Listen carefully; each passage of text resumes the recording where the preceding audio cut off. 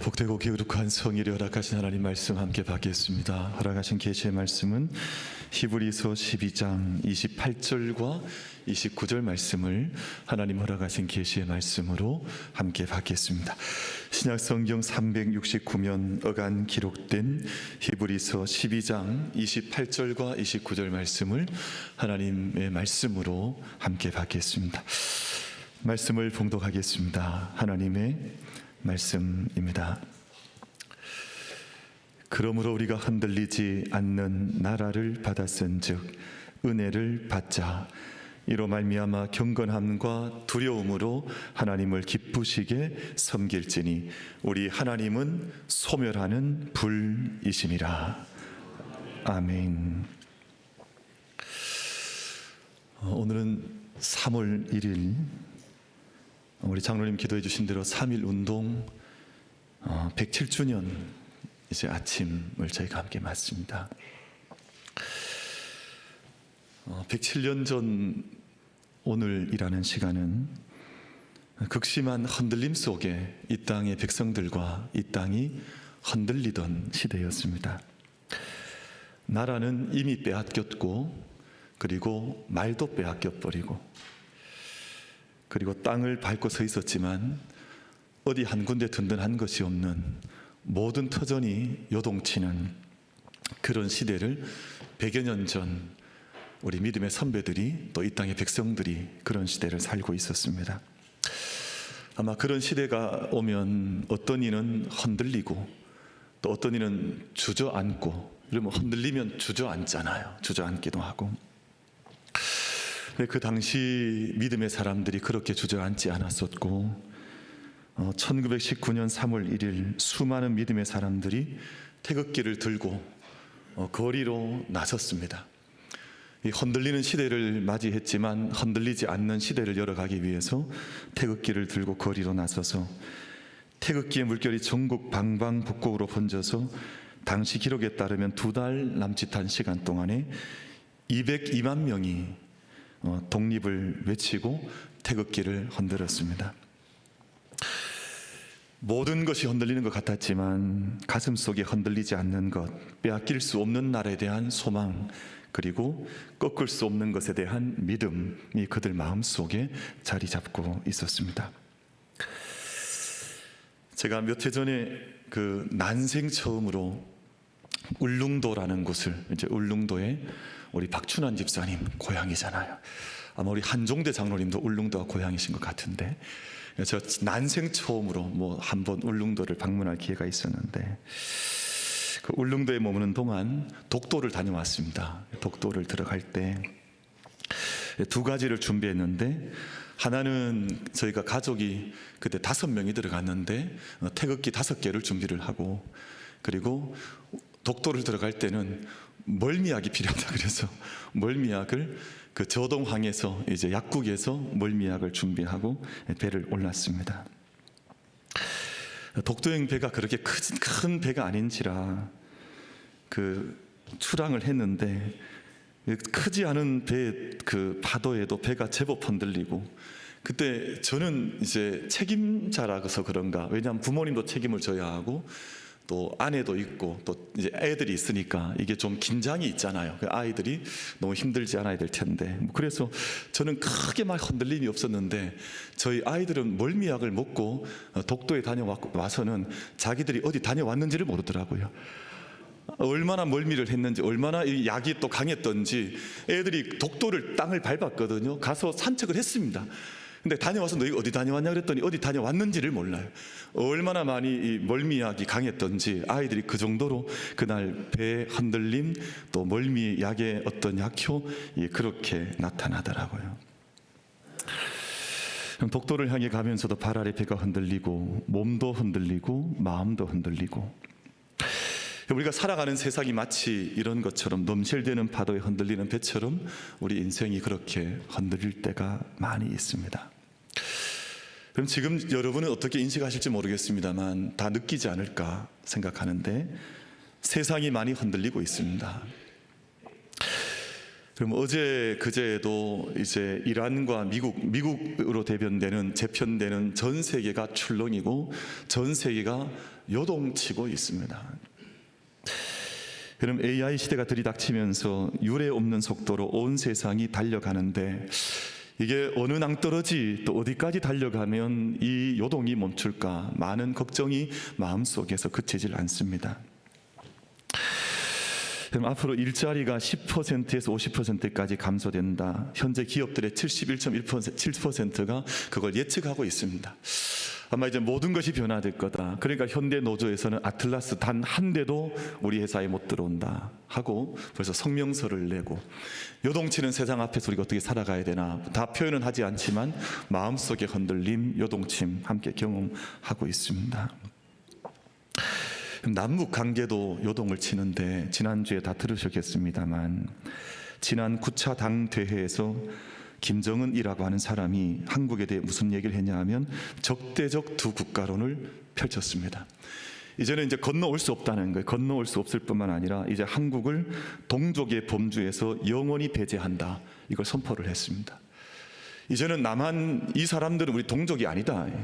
이걸 저 북한에서 선포를 하고 전쟁 준비를 하고 이런 상황이 되어져 있습니다. 그러니까 AI 때문에 흔들리죠. 전 세계가 미국으로 재편되는 세계 질서의 재편 때문에 흔들리죠. 북한 땅은 또 흔들리죠.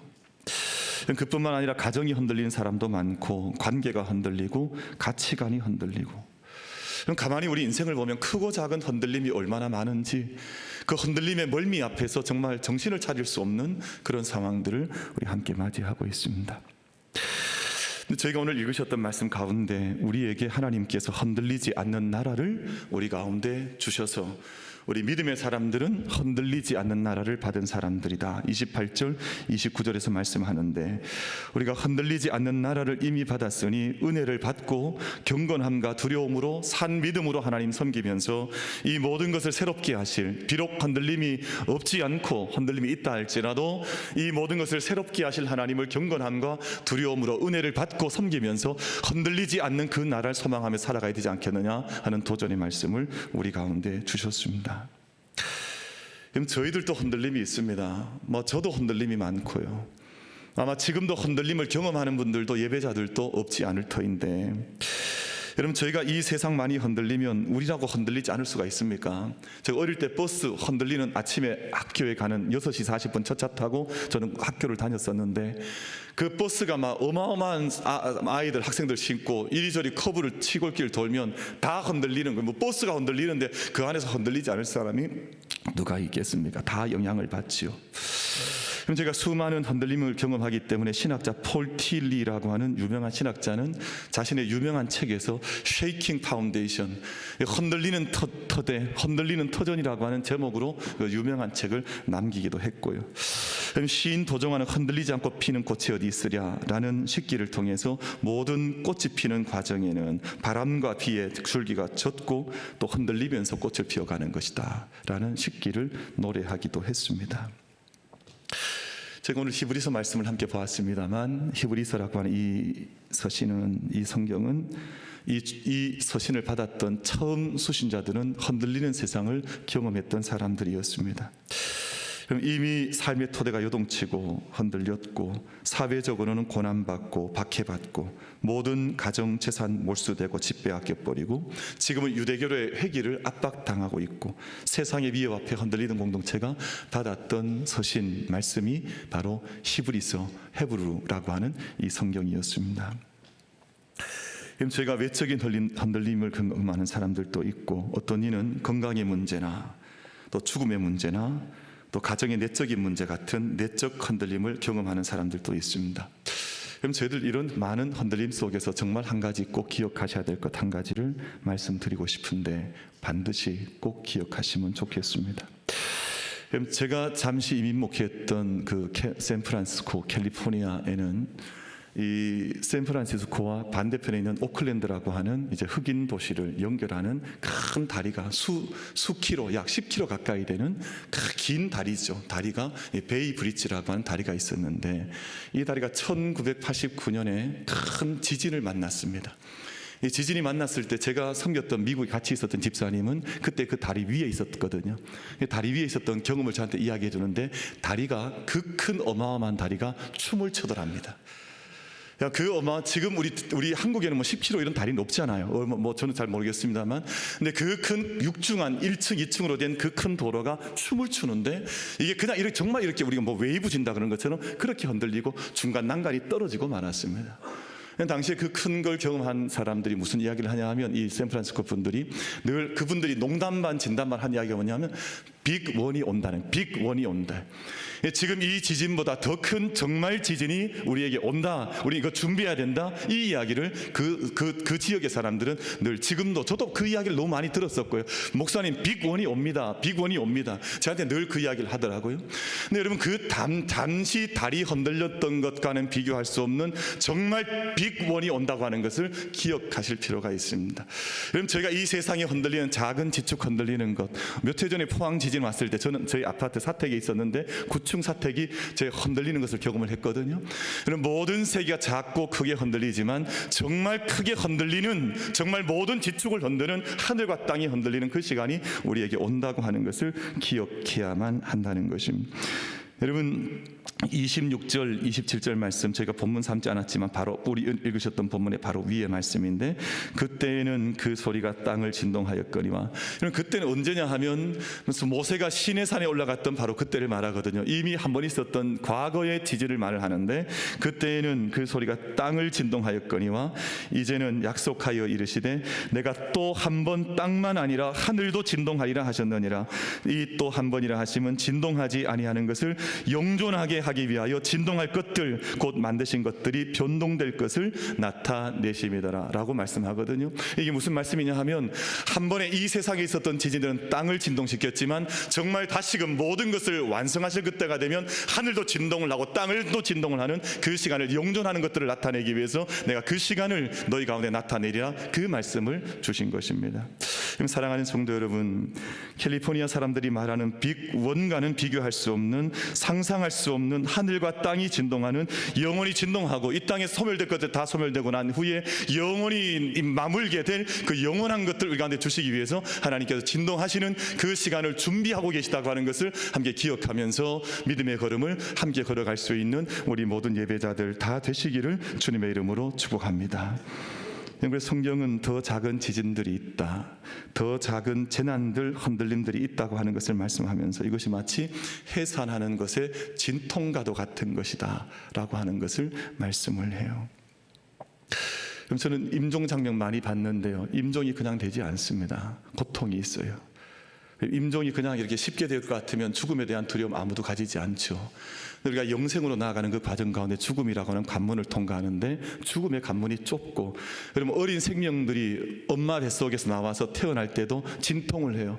여러분, 엄마가 겪는 진통을 아이도 똑같이 겪는다는 것이거든요. 그 고통을 겪고 나서야 생명이 태어나는 것처럼 우리가 영원한 생명의 길로 나아가기 위해서 이 땅의 모든 것들이 다시금 한번 흔들리는 경험들을 우리 가운데 주신다 하는 것이 하나님의 말씀의 내용인지라, 전에 있었던 모든 것들은 다 지나가고 새로운 시간들을 맞이하기 위한 준비들을 너희는 해야 하는 것이다, 그 말씀을 하시는 것입니다.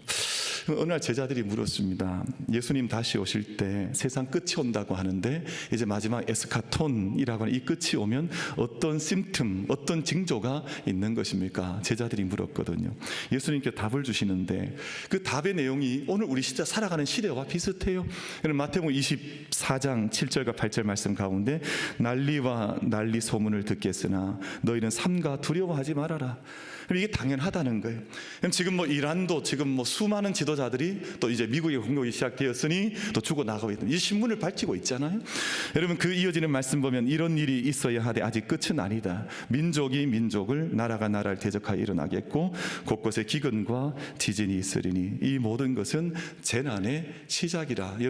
디제스터라고 하는, 디제스터란 말은 디스에스터, 별이 사라진단 말이거든요. 이 세상의 모든 하늘이 진동을 하고 모든 것들이 시작되는 재난의 시작이니까 이런 모든 것들을 두려워할 것이 아니라 너희 있는 삶의 자리, 믿음의 자리를 너희가 은혜 안에 있는지, 정말 생명이 하나님의 도우심 가운데 있는지를 돌아보는 것이 필요하지, 이 재난 때문에 두려워하지 말고 너희 갈 길을 담대하게 가라. 그 말씀을 우리 가운데 주신 것입니다. 세 가지 말씀한 것인데 끝이 있다는 것입니다. 그럼 사람들이 이걸 잘 잊고 살아요. 그럼 모든 것이 끝이 있는데, 하루도 오늘 아침에 일어났는데 오늘 끝을 맞이합니다. 그럼 저희는 이 세상에 태어났지만 우리의 인생의 마지막이 있습니다. 지구도 마찬가지. 이 땅의 모든 인간이 가지고 있는 히스토리, 하나님의 거대한 거대 역사 안에서는 이 지구의 역사도 끝이 날 때가 있는데 마치 끝이 없는 것처럼 생각하거든요. 끝이 있다는 것입니다.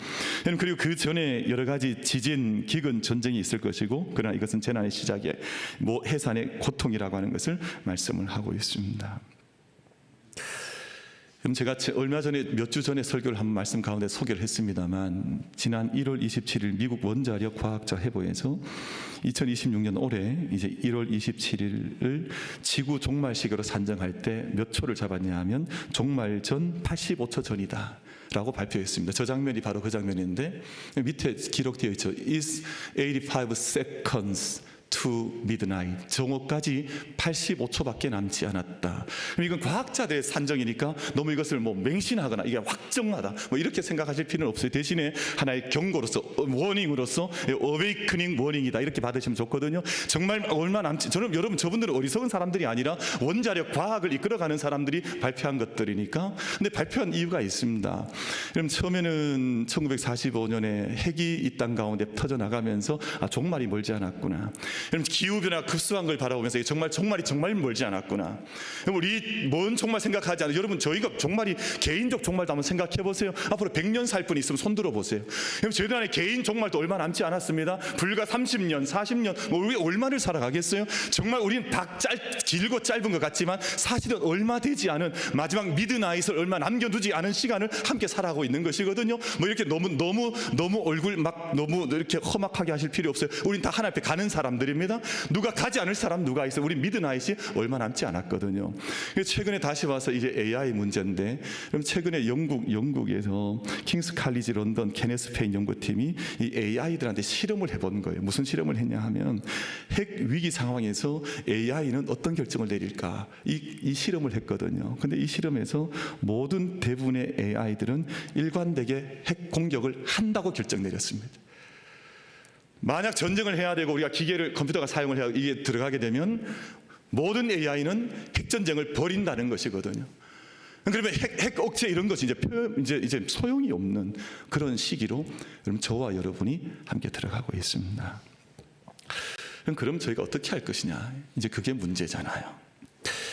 그럼 저희가 이 모든 전쟁의 소문과 기근과 지진 때문에 오늘 주님께서 말씀하신 것처럼 너무 두려워할 필요는 없어요. 세상 사람들이 말하는 어떤 대재앙, 캐터스트로피라 그러나요? 마지막 대재앙으로 치닫는 것만은 아니에요. 그러니까 너무 두려워할 필요 없이 대신 우리가 경각심을 가지는 것은 필요합니다. 우리가 어떻게 해야 되냐? AI 문제에 대해서는, 또는 우리 지구 환경 기후 문제에 대해서는, 정말 우리 한 사람 믿음의 문제에 대해서는, 여러분 사람이 변화되지 않으면 위기는 항상 발생하게 되어져 있습니다. 저 북한에 뚱뚱한 한 사람이 있으니까 늘 두려워할 수밖에 없잖아요. 근데 요즘 보니까 그 아버지보다 더 문제는 그 딸인 것 같아요. 참 심각하다 생각을 하거든요. 어저께도 보니까 이제 총기를 발사하는 사진을 북한이 발표를 했더라고요. 그 어린 딸이. 그러니까 참 죄 가운데 빠져 있는 사람이 살아가는 세상은 항상 걱정거리가 많을 수밖에 없는 세상이구나. 요즘 저는 그 생각을 절감하면서 하루하루를 살아가고 있습니다. 여러분 이게 하나님 바르게 섬기는, 정말 두려움과 경외함으로 하면 섬기면 문제가 없어지지만, 죄 가운데 노출되어 있는 사람이 살아가는 모든 공동체, 나라, 민족은 항상 이런 어둠 속에 두려워할 수밖에 없는 세상이 펼쳐지더라 하는 것입니다. 그럼 저희가 하나님 경각심을 가지면서도 우리가 다시금 가져야 되는 것이 뭐냐 하면, 우리 하나님, 세상을 구원하시고자 하시는 하나님, 자비하신 하나님, 또 소망의 하나님이신 것을 기억하면서 우리 세대를 아무리 흔들린다 할지라도 믿음으로 이 세상을 함께 기경해 나갈 수 있는 우리 모든 만민 가족들 다 될 수 있게 되기를 주님의 이름으로 축복합니다.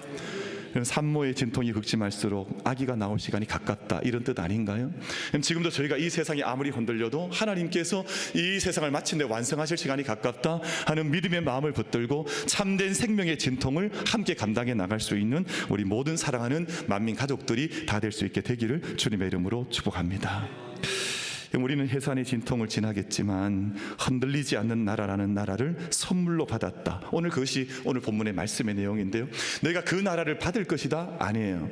이미 너희가 그 나라를 받았다는 것입니다. 여러분, 오늘 예배 가운데 임재하신 하나님, 내 삶을 긍정하시고 창조하시고 나를 구원하시고 나를 지금도 생명의 호흡을 감당하게 하시고 믿음의 길을 걸어가게 하신 하나님, 이미 흔들리지 않는 나라를 주셨고 장차 영원히 그 나라를 내게 허락하실 그 하나님의 나라를 향해서 함께 걸어갈 수 있는 우리 모든 예배자들이 될 수 있게 되기를 주님의 이름으로 축복합니다. 오늘 말씀의 내용은 그것이에요. 너희가 흔들리지 않는 나라를 이미 받았으니 은혜를 사모하고 은혜를 받으라는 거예요. 그럼 어떤 일이, 나는 은혜가 사라졌습니다, 난 은혜가 메말랐습니다, 그런 말씀하시면 안 돼요.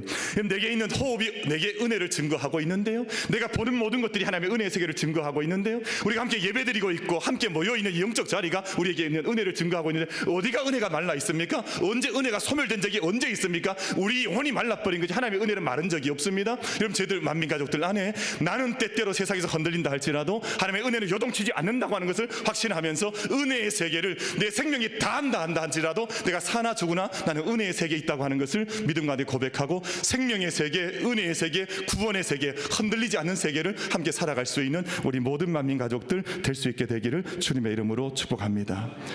여러분, 그래서 여러분 항상 은혜를 사모하세요. 은혜를 받으셔야 합니다. 오늘 말씀 가운데 은혜를 붙잡고 감사함으로 충만하고 사랑으로 충만하고 믿음으로 충만한 영혼으로 우리가 이 세대를 함께 살아가는 것입니다. 여러분, 히브리서 오늘 저희가 본문은 12장 말씀 받으셨는데, 그럼 11장은 소위 말하는 믿음장이라 그래서 믿음의 사람들에 대한 이야기가 11장에 가득 적혀져 있습니다. 이번 주간에 한번 제가 숙제 드리고 싶은데, 제가 지금 뭘 드린다 그랬습니까? 숙제 별로 안 좋아하시죠? 숙제 다 싫어하시겠지만 한번 받아보세요. 히브리서 11장과 12장을 다시 한번 읽어보세요. 이 안에 세상이 흔들렸지만, 환경 다르고 형편 달랐지만 흔들리지 않는 믿음으로 걸어갔던 사람들의 이야기가, 시대마다 그 시대를 믿음으로 살았던 사람들의 이야기가 히브리서 11장 말씀 속에 가득하게 충만하게 담겨져 있습니다. 저는 이 말씀을 묵상하면서 모세 부분을 깊게 읽어봤는데요, 모세를 읽어봤더니 그렇게 이야기를 해요. 모세는 믿음으로 태어났습니다. 여러분, 오늘 우리 백성은 이성경 우리 성도님 가정 집사님과 오늘 같이 예배 드리고 있는데, 이제 아기가 곧 태어나거든요. 근데 곧 우리 제일 뒤에 앉아서 우리 세 가족인데, 우리 홍권사님 가정 앞에, 홍권사님 앞에 앉아 계신 두 분이에요. 우리 두 분 잠깐만 한번 일어나 보세요. 한번 잠깐만. 왜냐하면 우리 박수 한번 하고 싶어서. 왜냐면 지금 저 배를 보시면 지금 아기가 막 안에서 지금, 우리 같이 한번 미리 태어난 박수 같이 한번 합시다. 같이 한번.